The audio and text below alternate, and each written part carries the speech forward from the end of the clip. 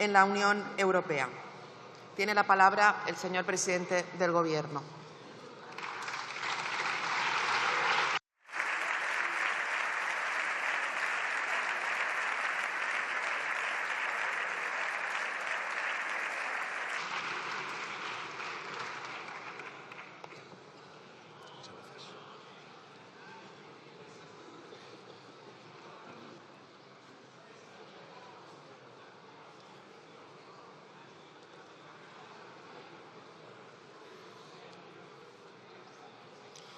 Muchas gracias, señora presidenta. Señoras y señores diputados, buenos días.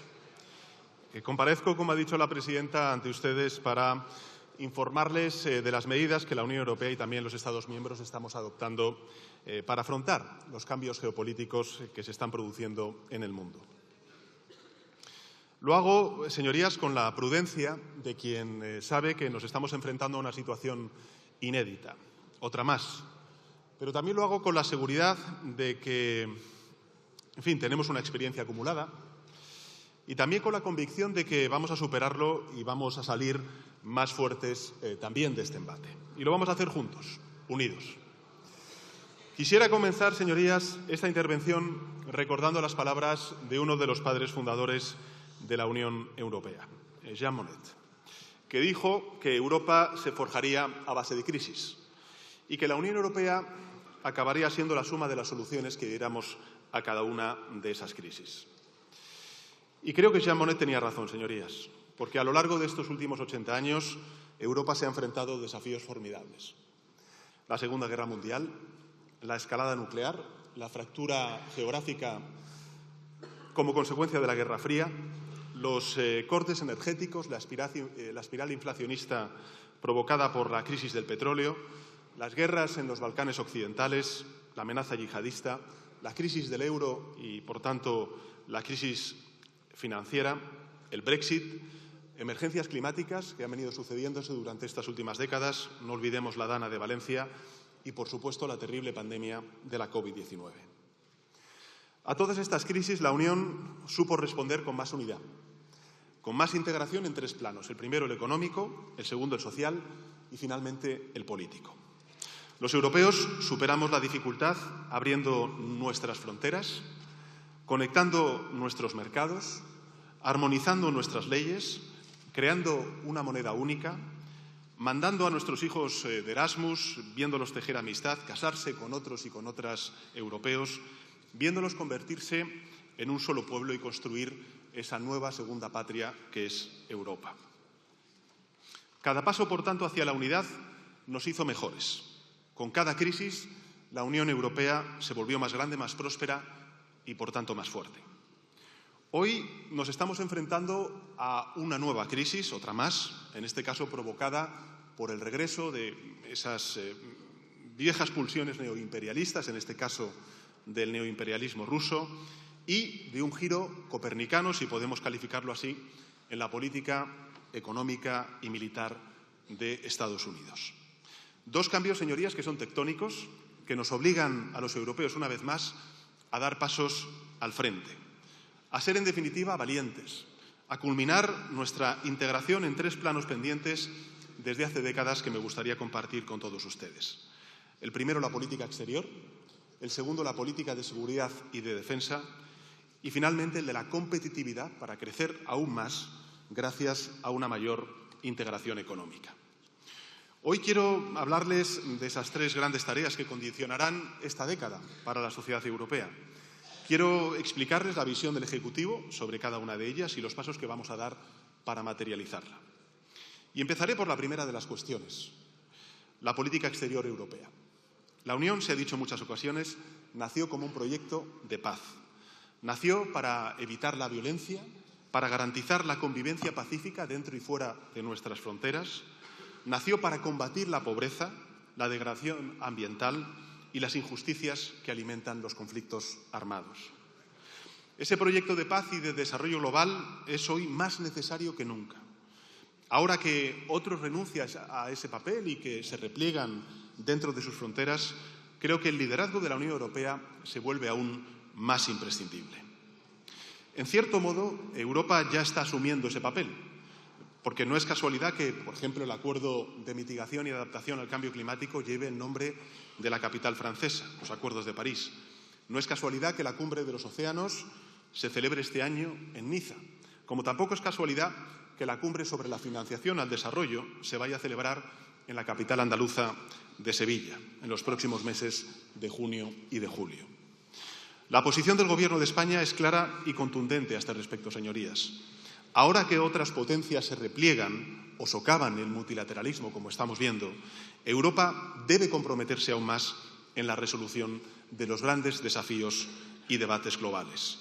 Tenemos que hacerlo, por ejemplo, renovando y ampliando nuestro compromiso con los derechos humanos y con el derecho internacional. Debemos hacerlo incrementando nuestra participación en las políticas al desarrollo, ahora que otros recortan esas políticas al desarrollo.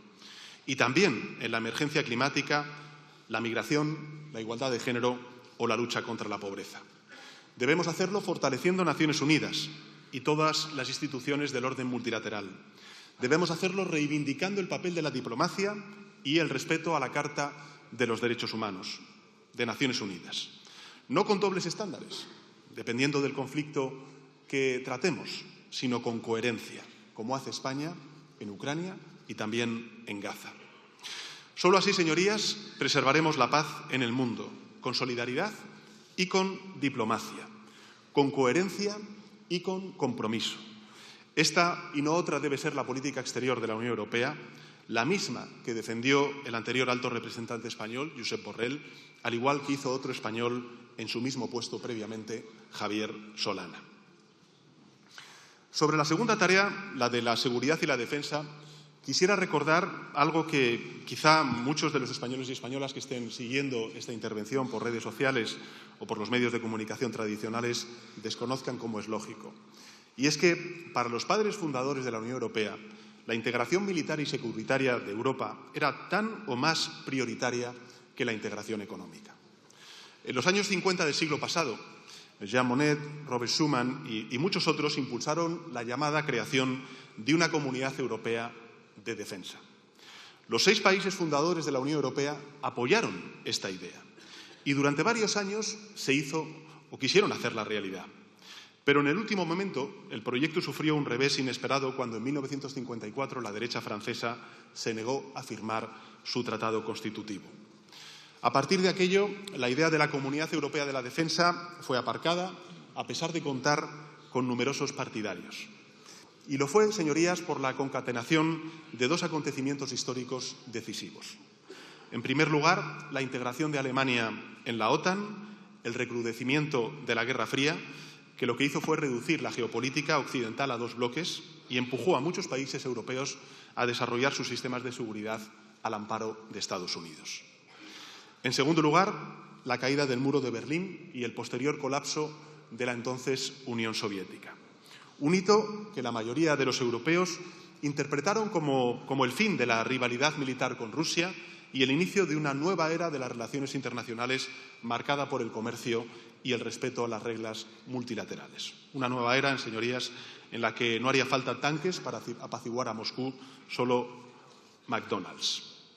Sobre estas interpretaciones y expectativas, los europeos construimos nuestra arquitectura de seguridad y de defensa. Una arquitectura basada en la transigencia con Rusia, la interdependencia con los Estados Unidos y la división de Europa. Así, al margen de algunas referencias que se han hecho sucesivamente en el Tratado de Ámsterdam, el paraguas de la acción exterior, lo cierto es que hoy Europa carece de una política de seguridad y de defensa común. Europa cuenta con ejércitos nacionales de primer nivel, como es el español, y con una industria de seguridad y de defensa potente, puntera en muchos ámbitos. Pero también es cierto que, como consecuencia de esa arquitectura, sufrimos dependencias tecnológicas y productivas severas y bajos niveles de interoperabilidad, por cierto, y coordinación entre nuestras Fuerzas Armadas. Hasta hace poco, esa realidad no era un problema prioritario. Ahora lo es, porque evidentemente el escenario ha cambiado. No por nuestra culpa, ni por nuestra voluntad. Nosotros, los europeos, seguimos creyendo que la diplomacia y que la prosperidad compartida son las mejores herramientas para fraguar una estabilidad y un desarrollo global, que el respeto al derecho internacional, el respeto al derecho internacional humanitario son la base para la paz y el progreso de las naciones en un mundo cada vez más multipolar. Y seguimos apostando por un Atlántico unido, por una OTAN fiel a la visión estratégica aprobada hace 3 años, precisamente en la capital de España, en la cumbre celebrada de la OTAN hace 3 años. Pero la realidad, señorías, es que ni Rusia ni Estados Unidos lo ven así. Y debemos aceptarlo. Debemos superar el bloqueo de la melancolía y adaptarnos a esta nueva situación. Por muy descorazonadora que sea, ya no podemos asumir que nos van a proteger nuestros cielos, nuestras infraestructuras o nuestras fronteras. Tendremos que hacerlo nosotros y debemos hacerlo de forma inteligente, eficaz y coordinada. Por tanto, el momento es ahora. Hay que recuperar el proyecto de nuestros padres fundadores, allá por la década de 1950, y avanzar hacia la integración de una política de seguridad y de defensa europea. ¿Cómo lograrlo? Esta es la cuestión. ¿Cómo lograrlo? Esto es justo lo que ahora mismo estamos debatiendo todos los gobiernos de los Estados miembros conjuntamente con la Comisión Europea. Como saben, la semana pasada, y fue objeto de debate en el Consejo Europeo, la presidenta von der Leyen presentó el Libro Blanco de la Defensa, en el que se fijan varias prioridades: compras conjuntas, agregación de la demanda, puesta en marcha de proyectos comunitarios de innovación, formación e industria. Nosotros, señorías, como Gobierno de España apoyamos estas medidas, aunque es evidente que quedan cuestiones importantes por aclarar. Una de ellas es determinar cuánto más habrá que invertir en seguridad y defensa y cómo se va a financiar esa inversión. Algunos Estados miembros, señorías, hablan del 2% del Producto Interior Bruto. Otros hablan del 3% del Producto Interior Bruto. Otros hablan incluso del 5% del Producto Interior Bruto, como ocurre en países limítrofes con Ucrania y con Rusia, como es el caso de Polonia. De momento, señorías, lo que puedo trasladarles es que son especulaciones. Pero sí contamos con alguna certeza que quisiera recordar hoy aquí. La primera es que el 5 de septiembre de 2014, el Gobierno de entonces, el Gobierno del presidente Mariano Rajoy, se comprometió a que España llegaría al 2% del Producto Interior Bruto en el año 2024.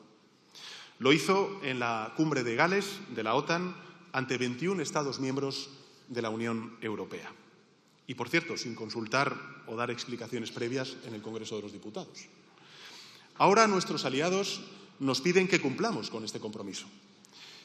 Y lo vamos a hacer. Y lo vamos a hacer, señorías, y esto quiero también trasladárselo a los españoles y españolas directamente, por 2 motivos. El primero, por un compromiso europeísta, porque la Unión Europea ha estado con nosotros cuando nosotros la hemos necesitado. La última cuestión, la pandemia y los fondos Next Generation. Y ahora nosotros tenemos que estar con ella, como una de sus grandes potencias, que somos. En este mundo de grandes potencias al que nos dirigimos, España evidentemente no puede quedarse fuera del consenso comunitario.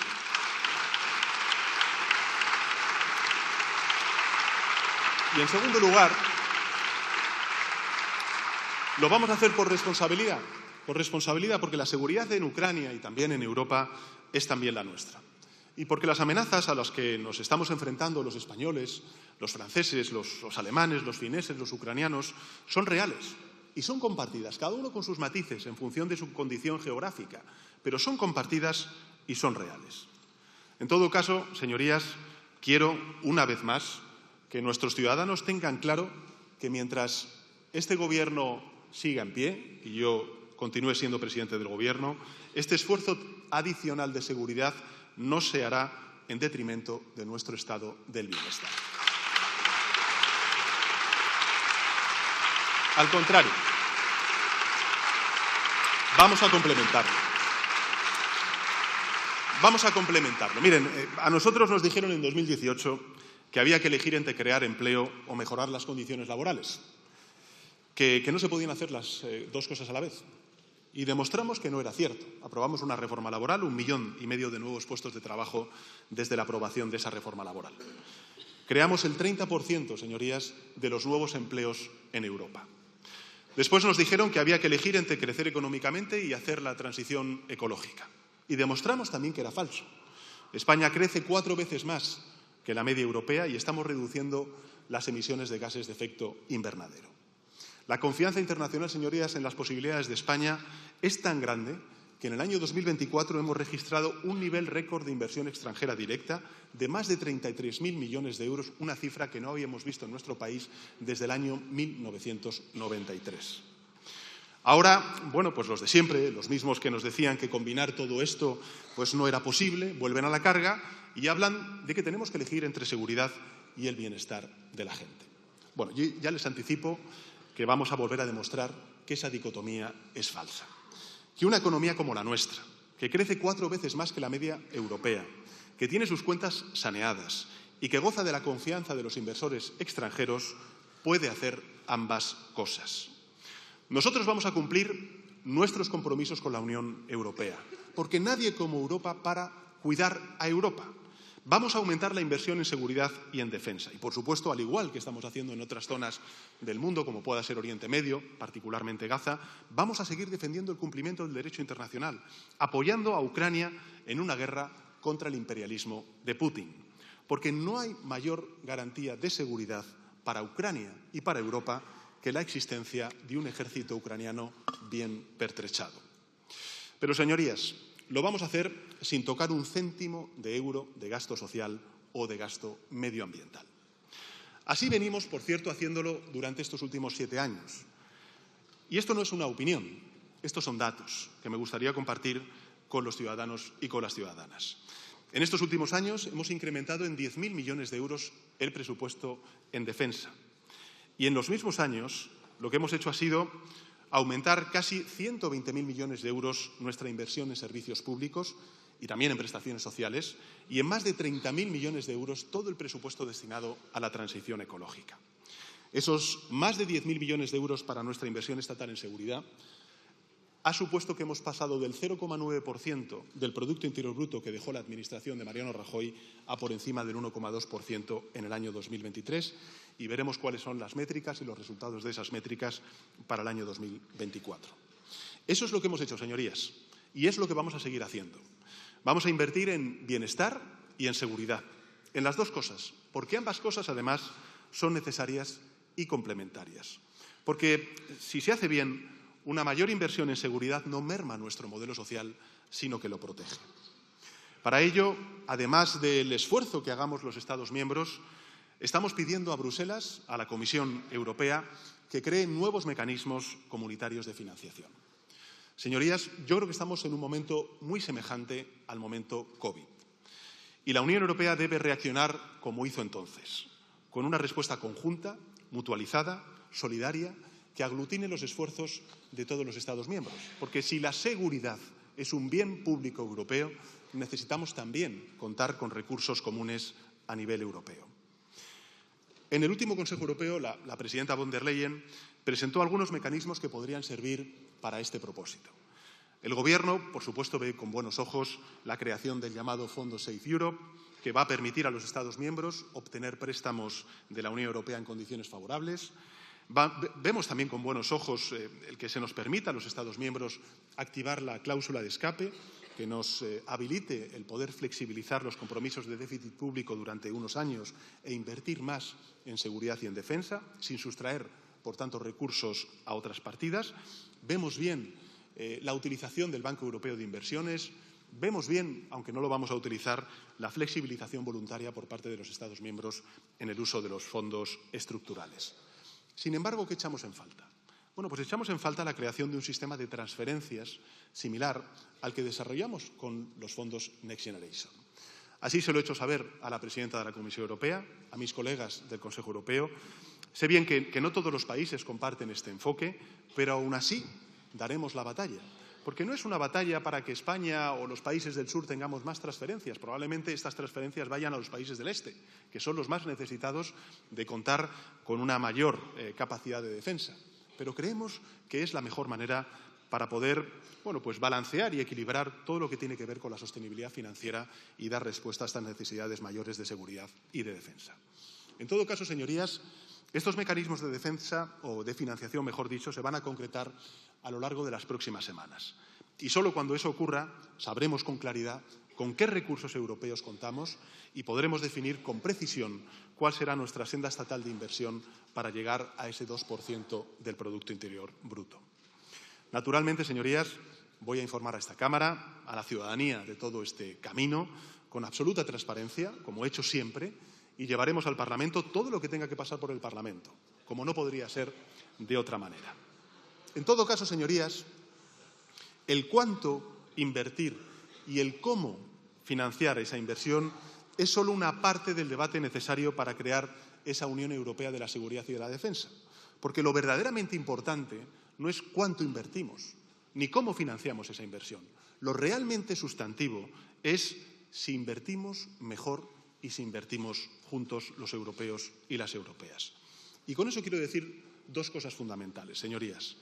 La primera es que los europeos debemos pasar de poner en común nuestras políticas de seguridad y de defensa, que es lo que hemos hecho durante este tiempo, a desarrollar una política de seguridad y de defensa común, con instrumentos de financiación únicos, como el que, por ejemplo, nosotros hemos propuesto, con compras conjuntas, como por ejemplo hicimos durante la época de la COVID con las vacunas. Tenemos que desarrollar consorcios industriales paneuropeos, como hicimos con Airbus, aumentando la interoperabilidad de nuestros equipos, como ya estamos haciendo, por cierto, en algunos ámbitos. Y, por supuesto, lo que debemos hacer es crear el ejército europeo, unas fuerzas armadas comunitarias, integradas por 27 países, para guiarla con la misma bandera y con los mismos intereses. Solo así nos convertiremos en una verdadera unión y garantizaremos una paz duradera en nuestra región.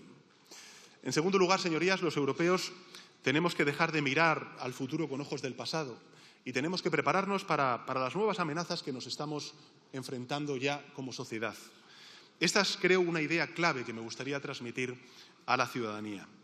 Porque la naturaleza de los conflictos, lo sabemos todos, ha cambiado. Lo estamos viendo en Ucrania.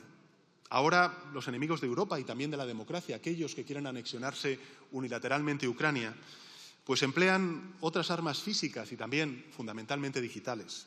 Emplean drones no tripulados, capaces de recorrer en poco tiempo la distancia entre Crimea y Barcelona y burlar, por tanto, nuestras defensas aéreas. Emplean cañones de pulso electromagnético, capaces de neutralizar tanques, aviones, satélites situados a miles de kilómetros. Emplean fuerzas paramilitares, como han hecho privadas, para sabotear cadenas de suministro e instrumentalizar también flujos migratorios. Emplean las redes sociales para desinformar a nuestra población, para polarizarla, para generar desafección hacia las instituciones democráticas. Emplean virus informáticos, inteligencias artificiales, ordenadores cuánticos capaces de bloquear infraestructuras, colapsar servicios, hundir empresas sin dejar rastro. Para que nos hagamos una idea, señorías, en Estonia, hackers rusos lograron tumbar todos los cajeros automáticos y servicios de banca online del país, generando cuantiosas pérdidas. En Dinamarca bloquearon todos los trenes durante horas. En Ucrania dejaron sin electricidad a 230.000 personas. En Alemania, en Polonia, en Países Bajos, interrumpieron los servicios de docenas de hospitales. Solo el año pasado, señorías, Europa sufrió cerca de 10.000 ciberataques de peligrosidad crítica, alterando la vida de millones de ciudadanos y causando un daño económico estimado en 44.000 millones de euros, el equivalente, para que nos hagamos una idea, al Producto Interior Bruto de la Comunidad de Aragón. Aquí en España, no somos ajenos a estos ataques, recibimos 177.000 ciberagresiones, 1.000 de las cuales tuvieron como objetivo infraestructuras y servicios críticos. Por tanto, señorías, esta forma de amenaza híbrida, que es como lo llaman los expertos, empleada por Rusia y por otros actores también privados, no es tan visible como la tradicional. No sale en los periódicos, tampoco abre telediarios, pero existe. Está creciendo y supone un riesgo real al que no podemos mirar para otro lado, no podemos seguir ignorando. No podemos vivir bajo la amenaza de que cualquier día un submarino no tripulado interrumpa el tráfico marítimo en el estrecho o corte los cables de fibra que nos conectan con el resto del mundo. O que un grupo de hackers extranjeros hagan colapsar nuestros aeropuertos en plena campaña de verano. o que logren aupar al poder a un títere de Putin, como ya han hecho en varios países de nuestro entorno. Por tanto, Europa, señorías, debe ampliar y debe modernizar nuestros sistemas de seguridad para poder neutralizar todas estas nuevas amenazas híbridas. Y yo creo que España debe y va a contribuir a esta labor. Y lo vamos a hacer siendo fieles a nuestros principios, a nuestros valores, a nuestros intereses sociales, que los tenemos, y, por supuesto, también a nuestros intereses geoestratégicos. Porque nuestros desafíos y amenazas, como país del sur que somos, son algo diferentes a los del este de Europa. Las nuestras son amenazas híbridas, señorías, como las anteriormente expuestas. Las nuestras son amenazas provenientes de la emergencia climática y la respuesta de protección civil que está liderando de manera sobresaliente la UME. Las nuestras es la lucha contra el crimen organizado, contra las mafias que trafican con seres humanos, en colaboración con los países de tránsito y de origen para combatir esa migración irregular. Y, por tanto, el control de fronteras. Y, por supuesto, es enfrentarnos de forma eficaz y eficiente al terrorismo internacional, que desgraciadamente cada vez está más presente en regiones cercanas, muy próximas desde el punto de vista geoestratégico a nuestro país, como es el Sahel. Nosotros, señorías, vamos a centrarnos en responder a estos desafíos de seguridad. También vamos a centrarnos en desarrollar aquello que nuestra industria sabe producir y que nuestro país y Europa necesitan. Vamos, en primer lugar, a continuar, porque llevamos 7 años haciéndolo, actualizando el equipamiento de nuestras Fuerzas Armadas para que puedan seguir realizando su labor más eficaz y con más seguridad. Vamos a modernizar nuestros sistemas de protección de nuestro espacio aéreo, también de nuestras fronteras. Vamos a desarrollar nuevas capacidades para bloquear los ataques cibernéticos, las campañas de desinformación de agentes extranjeros que sufrimos cada semana. Y, al mismo tiempo, vamos a contribuir a todas las iniciativas de protección y de disuasión que se están impulsando a nivel europeo, especialmente aquellas que están relacionadas con el desarrollo de las capacidades estratégicas en ámbitos como el de la inteligencia, el de la logística, el del mando y control y la defensa aérea. Los europeos, señorías, y los españoles y españolas no somos una amenaza para nadie. No lo somos, nunca lo hemos representado, pero tampoco queremos sentirnos amenazados. No vamos a atacar a ningún territorio, pero vamos a defender nuestro modelo de vida con el mejor talento y las mejores tecnologías que existan. Y, además, vamos a asegurarnos de que ese esfuerzo industrial dé sus frutos y desarrollen y beneficien a España y a Europa. Que sirvan también para crear empleo, también empresas, para continuar con la reindustrialización emprendida hace 7 años en todas las provincias de nuestro país, como hicimos durante la respuesta a la pandemia de la COVID-19, sirviéndonos de esos recursos económicos para estimular nuestra economía y modernizarla en clave verde y digital. Para lograrlo, señorías, ya les anticipo que antes de verano el Gobierno pondrá en marcha un gran plan nacional para el desarrollo e impulso de la tecnología y la industria de la seguridad y la defensa españolas. Este plan beberá de la experiencia adquirida a lo largo de los últimos años gracias al Plan de Recuperación, Transformación y Resiliencia. Concentrará el grueso de la inversión adicional exigida para cumplir con nuestros socios europeos y va a canalizar programas de colaboración público-privada para crear un nuevo salto tecnológico e industrial en España. Lo vamos a hacer mirando al este, como no puede ser de otra manera, porque su seguridad también es la nuestra, pero también lo vamos a hacer mirando al sur, apostando por la innovación, por el desarrollo de tecnologías de doble uso, para la creación de nuevas empresas y el escalado de pymes y de startups locales. Y, por supuesto, también por la formación y la mejora de nuestro capital humano, la protección de nuestras fronteras y la creación de infraestructuras resilientes. En definitiva, señorías, el objetivo de este plan es que España contribuya y, al mismo tiempo, se beneficie de este estímulo tecnológico e industrial para fortalecer el espacio europeo de la seguridad y la defensa. Pero, insisto, siendo fieles a nuestras prioridades y a nuestros principios. Señorías, ayer salió precisamente el Eurobarómetro con algunos datos, algunas cifras que creo que son bastante elocuentes de lo que voy a decir a continuación. Yo sé que los españoles quieren ayudar a Ucrania, lo sé. Que quieren pararle los pies a Putin, lo sé. Que quieren proteger a Europa, Somos absolutamente conscientes de ello. Pero también sé que no quieren contribuir a alimentar una carrera armamentística que conduzca a nuevos conflictos. Soy plenamente consciente de ello. Y, por supuesto, no quieren que ese esfuerzo se haga a costa de otras necesidades, como son, por ejemplo, tener un salario decente, unos servicios públicos de calidad, o una vivienda digna, o un aire limpio. Nosotros no les haremos elegir, porque no hay por qué elegir, porque vamos a garantizar a la vez su seguridad, su posición en Europa, su compromiso con la paz, con el estado del bienestar y con la transición ecológica que nos está haciendo más competitivos y, por tanto, de una manera mucho más relativa, ganar, crecimiento económico en comparación con otros países europeos. Lo hemos conseguido durante estos últimos 7 años y lo vamos a volver a lograr. Ese es nuestro plan y este es nuestro compromiso.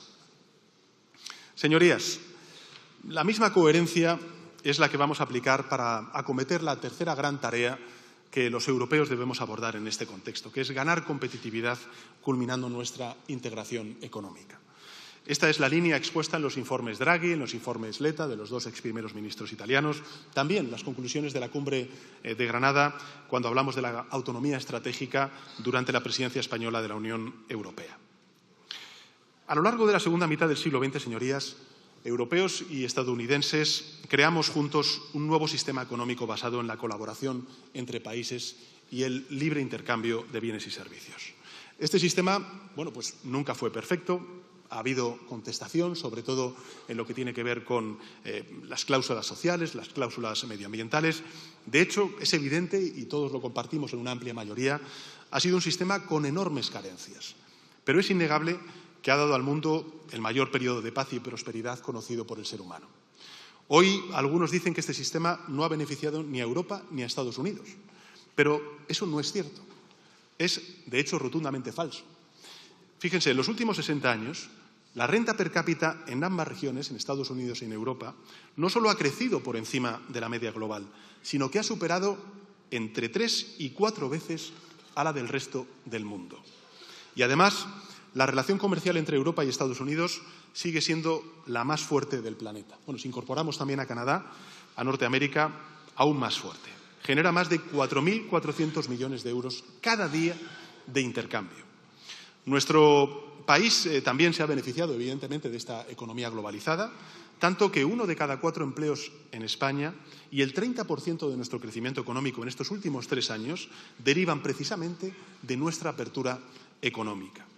Y aún así, a pesar de que las ventajas de este sistema superan en mucho a sus desventajas, pues la nueva administración estadounidense ha decidido desmantelarlo a toda prisa y sin negociar con nadie. El mes pasado, señorías, la administración estadounidense impuso aranceles del 25% a multitud de productos de México y de Canadá. Y, por tanto, rompiendo un acuerdo comercial que, paradójicamente, había impulsado el propio presidente Donald Trump en el año 2018. Además, elevó el 20% los aranceles sobre las importaciones chinas y anunció un arancel del 25% a las importaciones del acero y el aluminio de todos los países del mundo, incluidos también los europeos, que entró en vigor unas semanas más tarde. Estas medidas, señorías, están provocando, y ahí están los datos, daños multimillonarios a la economía estadounidense. Empezando, por cierto, por el hundimiento de la bolsa de la mayoría de sus empresas. Pero eso parece que no ha hecho cambiar la opinión de la administración estadounidense. Al contrario, su gobierno ha anunciado que va a imponer un arancel general del 25% a todos los productos procedentes de la Unión Europea y más aranceles para un mayor número de productos en las próximas semanas. Una medida que evidentemente se va a materializar pronto, obligándonos a reaccionar e infligiendo a ambas economías, tanto a Europa como a Estados Unidos, un incremento de la inflación y una pérdida del crecimiento potencial. Quiero dejar claro, señorías, que estas medidas son absolutamente injustas e injustificadas, que España y Europa no han hecho nada para provocar o merecer estos ataques.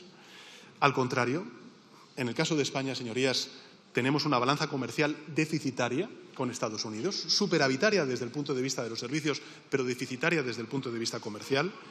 Las empresas estadounidenses venden en España más de lo que nosotros vendemos allí y, aún así, Bueno, pues el Gobierno de España ha sido, entre los gobiernos europeos, uno de los que más ha defendido la presencia de empresas estadounidenses en Europa, apostando por una mayor integración de las dos economías a los dos lados del Atlántico. Así lo constata, por ejemplo, de nuevo la Declaración de Granada durante la presidencia española de la Unión Europea, donde hace año y medio hablamos precisamente de reforzar esos lazos comerciales y económicos. Porque nos movió una sólida convicción, señorías, y es que los vínculos económicos entre países son siempre positivos y que sus efectos son tan amplios que difícilmente se pueden capturar en una hoja Excel de importaciones y de exportaciones. Por eso, ¿qué pedimos? Bueno, pues le pedimos una vez más a la Administración estadounidense que recapacite, que dialogue con la Comisión Europea, que es quien centraliza todas las competencias de comercio por parte de los Estados miembros, que construya puentes en lugar de levantar barreras, que detenga este sinsentido, porque si no lo hace, pues evidentemente los europeos tendremos que defendernos. Y tendremos que hacerlo con 3 criterios. 1, el de la proporcionalidad. 2, el de la rapidez. Y 3, el de la unidad. Por tanto, rapidez, proporcionalidad y unidad. Con la fortaleza, por cierto, que nos da el ser el mayor bloque comercial del mundo, en la Unión Europea, y la economía más conectada y resiliente del planeta. Europa, en consecuencia, señorías, es una potencia y responderá como una potencia. Es evidente que no queremos una guerra comercial, pero si tenemos que dar esa guerra comercial, estamos preparados para librarla. Y desde el Gobierno de España, señorías, estamos negociando una respuesta proporcional, inteligente, unitaria, con las instituciones comunitarias y con el resto de Estados miembros. Y además estamos diseñando un plan nacional de contingencia para ayudar a los sectores de nuestra economía que puedan verse afectados por esta guerra comercial. Y en paralelo estamos impulsando nuevas medidas para avanzar en esas 2 soluciones que ya apuntábamos en nuestra estrategia Resilient Unión Europea 2030. Por un lado, tenemos que diversificar los vínculos comerciales de la Unión Europea con el exterior. En 2 semanas, señorías, viajaré nuevamente a China con ocasión de celebrar el 20 aniversario de nuestra asociación estratégica. También voy a ser el primer presidente del Gobierno de España que visite oficialmente Vietnam, 2 socios estratégicos en Asia, para atender nuevos vínculos económicos y comerciales, y mantendremos una nueva ronda de contactos con nuestros socios en América Latina para apuntalar ese importante acuerdo entre la Unión Europea y Mercosur. Un acuerdo que siempre ha sido beneficioso para Europa y que ahora, por cierto, es esencial. Por otro lado, ¿qué proponemos, señorías? Pues trabajar en Bruselas para avanzar en la consolidación de nuestro mercado único. Los europeos, señorías, formamos el mayor mercado del planeta. Contamos, para que nos hagamos una idea de la fortaleza que tiene Europa, con 32 millones de empresas. 32 millones de empresas, 450 millones de consumidores. En las últimas décadas hemos hecho avances importantísimos en nuestra integración. Pero es evidente que aún quedan retos pendientes que limitan nuestro potencial de crecimiento, nuestra competitividad, como de nuevo nos recordaba el exministro o el exprimer ministro Mario Draghi y también el exprimer ministro Enrico Letta. Y, por cierto, barreras que limitan nuestro crecimiento potencial, nuestra competitividad y que impiden, por cierto, el que un español con una pyme en Cuenca pueda expandirse a otros países europeos y crecer. Retos, por tanto, como asimetrías fiscales, divergencias regulatorias, dificultades para exportar servicios, la falta de interconexiones eléctricas, la fragmentación del mercado o incluso la interconexión digital de los flujos financieros. Retos todos ellos que lastran nuestra competitividad y, por tanto, nuestra capacidad de crecer y, posteriormente, de redistribuir los frutos de ese crecimiento a través del pilar social, que también es importante para este Gobierno. En el último Consejo Europeo, señorías, aprobamos un paquete de medidas destinadas a abordar algunas de estas tareas pendientes, como es la creación de productos de ahorro, también de inversiones comunitarios, el desarrollo de una estrategia horizontal en el mercado interior, que se va a presentar en el mes de junio, y en paralelo nuestro Gobierno está negociando con los otros Estados miembros conseguir que la unión de ahorro y de inversión, la unión bancaria, la integración energética o, por qué no, el euro digital se conviertan en una realidad en el presente ciclo legislativo del Parlamento Europeo y también de la Comisión Europea. 4 medidas, la de la unión de ahorro y de inversión, la unión bancaria, la integración energética y el euro digital, que creo que si aplicamos bien podrían ayudarnos a acabar de una vez por todas con la guerra energética de Putin y reducir, señorías, entre un 50 y un 100% el impacto negativo de los aranceles que nos imponga la administración estadounidense de Donald Trump. Y además, desde España hemos propuesto la creación de un laboratorio europeo de competitividad para acelerar la puesta en marcha de soluciones innovadoras y tangibles, una iniciativa que ha tenido una magnífica acogida por parte de los Estados miembros y también por parte de la Comisión Europea. Si hay países, una amplia mayoría de países, que están deseosos de avanzar en esta integración, pues que haya otros países que no quieren integrarse, que no sean el obstáculo para que se produzca esa mayor integración.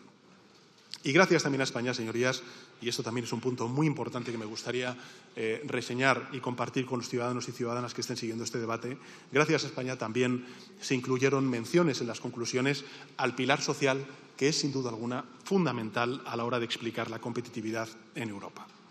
Pensamos que el mercado único no es la única herramienta que la Unión Europea tiene para superar esta crisis, pero es evidente que es la principal y que por eso debemos hacer todo lo que haga falta para convertirlo en realidad. Señorías, concluyo. Y concluyo con unas palabras de otro de los grandes padres de la Unión Europea, que fue Paul Spaak, un gran defensor del multilateralismo, arquitecto de la Unión Europea, la OTAN, de Naciones Unidas, y que en Europa dijo lo siguiente. Dijo que en Europa hay solo dos tipos de países: los países pequeños y los países que aún no saben que son pequeños. Esta afirmación, bastante acertada ya a mediados del siglo XX, hoy debería ser un dogma de realidad, porque vivimos una época de gran incertidumbre internacional. Es evidente que el orden internacional está cambiando, el que conocieron nuestros padres y nuestras madres. Este no termina de morir, tampoco sabemos exactamente cuál va a ser ese nuevo orden internacional. Nadie sabe efectivamente qué es lo que va a pasar. Lo que sí sabemos con certeza es que ya no podemos seguir confiando en la buena voluntad de los demás.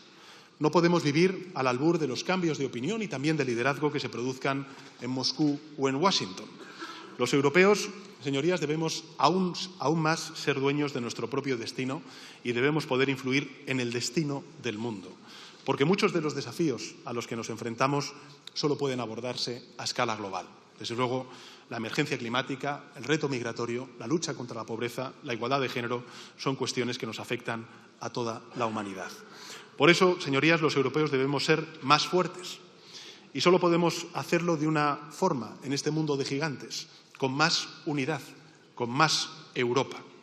Y, por tanto, ha llegado el momento de dar un paso decisivo, de abrir, creo yo, y lo digo sin ningún tipo de subrayar lo evidente, de abrir un nuevo momento fundacional para la Unión Europea. Porque es hora de compartir aún más soberanía, de fortalecer las instituciones comunitarias, de reformarlas al albur también de la ampliación que vamos a ser testigos durante los próximos años para que funcionen con más agilidad, con más transparencia, con más ambición. Solo así, señorías, creo que la Unión Europea podrá actuar como un verdadero bloque, con una sola voz y con toda su fuerza. En términos de política exterior, esa primera tarea a la cual hacía alusión al principio de mi intervención implica liderar la respuesta a los desafíos globales, no mantenernos a un lado, no dejar que otros países definan por nosotros qué tiene que ser de la emergencia climática, de la lucha contra la pobreza, de cómo financiar el desarrollo en nuestro país, o en el mundo, mejor dicho. Significa, por tanto, no recortar, sino aumentar nuestro compromiso multilateral. Significa no recortar, sino aumentar la ayuda al desarrollo. Significa fortalecer las Naciones Unidas, como nos pidió el secretario general de Naciones Unidas en el último Consejo Europeo. Junto con la política exterior común, en el plano securitario, eso implica sentar las bases de un, por fin y verdadero, ejército europeo. Lograr, por tanto, la interoperabilidad de nuestras Fuerzas Armadas. Desarrollar una industria de seguridad y de defensa integrada, puntera y autónoma. Y en términos de competitividad, tener un mercado interior que funcione como el de un solo país, con empresas europeas capaces de innovar, de crecer, de invertir a escala continental, apoyadas en nuestras pymes, en nuestra economía social, en los trabajadores autónomos, en las start-ups, compitiendo de tú a tú en los mercados globales. Todo ello fortaleciendo el pilar social europeo, todo ello sin retroceder en el Pacto Verde. Acometer este salto hacia la creación de esa Europa federal, señorías, no va a ser sencillo en un contexto geopolítico marcado por el auge de la ultraderecha que busca precisamente lo contrario, busca debilitar a Europa, busca acabar con el espacio Schengen, busca fulminar compromisos climáticos que son muy importantes para Europa, pero también para la humanidad. Busca reeditar divisiones del pasado. Pero creo, señorías, que es menos realista aún pretender competir con grandes potencias como Estados Unidos, como China, como India, sin profundizar en nuestra integración europea. Europa solo influirá en el mundo, en un mundo cada vez más multipolar, si sabe comportarse como un bloque cohesionado en política exterior, en seguridad y en defensa, y también profundizar nuestro mercado único para ganar competitividad y diversificar nuestras alianzas comerciales y de inversión. España, señorías, yo creo que está en condiciones, a diferencia de lo que ha ocurrido en otros momentos de nuestra historia, de protagonizar también, junto con otros Estados miembros, este nuevo impulso europeísta. Porque hoy España, señorías, representa el 50% del crecimiento económico europeo, el 30% de los nuevos empleos creados en Europa. Todas las propuestas que hemos hecho a Europa le han sentado bien a Europa y también a España. El Fondo Sur para financiar los ERTE durante la pandemia. Los fondos europeos para la recuperación y la reindustrialización de Europa y de España tras la pandemia. La solución ibérica, el Pacto de Migración y Asilo, la Ley de Inteligencia Artificial, la reforma del mercado eléctrico para proteger a las empresas y consumidores europeos y españoles. Y en esta ocasión, señorías, también España está dispuesta a arrimar el hombro por el bien de España y por el bien de Europa. Por eso vamos a comprometernos aún más que nunca en el multilateralismo. Por eso vamos a cumplir con ese 2% del PIB de inversión en seguridad y en defensa que nos piden nuestros socios europeos. Por eso vamos a acometer esas reformas necesarias para tener un mercado único más fuerte e integrado.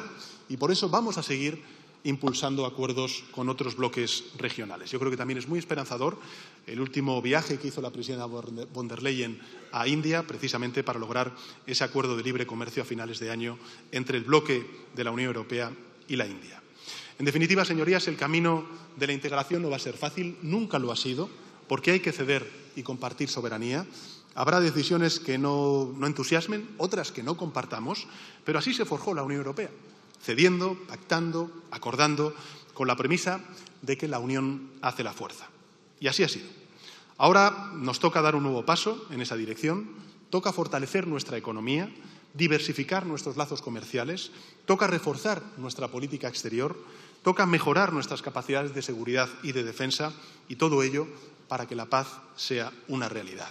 Para lograr, señorías, en definitiva, el que los ucranianos y ucranianas puedan vivir en paz, en un país en el que se respete su soberanía y su integridad territorial, para lograr, en definitiva, una paz justa y duradera en Ucrania, para garantizar la seguridad física y digital de toda Europa, para que ese proyecto de paz, que es el de la Unión Europea, se consolide, se fortalezca y se convierta en un faro de esperanza y de ejemplo para el resto del mundo. Nada más y muchas gracias, señora presidenta.